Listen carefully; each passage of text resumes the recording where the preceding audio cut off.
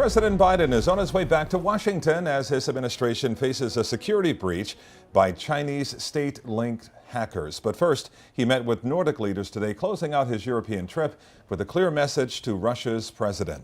Our D.C. Bureau Chief Ben Kennedy joining us live now from the White House with more. Ben.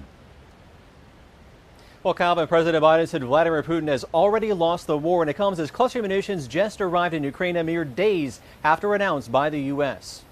It's good to be back in Finland. President Joe Biden wrapped up the historic NATO summit with a trip to Finland, the latest member to join the alliance. The United States is committed to Finland, committed to NATO, and those commitments are rock solid. Finland shares an 800-mile border with Russia and applied for entrance into NATO shortly after Ukraine was invaded. Putin's already lost the war. Putin has a real problem. How does he move from here? What does he do? His remarks come as controversial cluster munitions arrived in Ukraine Friday.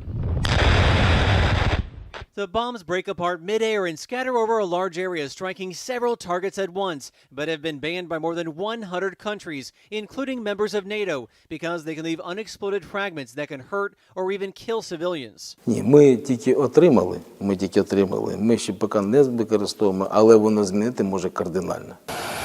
Biden returns to Washington as his administration investigates how state-backed Chinese hackers breached multiple government agencies, accessing email accounts of cabinet members, including Commerce Secretary Gina Raimondo. We took it very, very seriously, and we're obviously taking a fresh look at our systems and our cloud computing capabilities to make sure we can be more resilient in the future.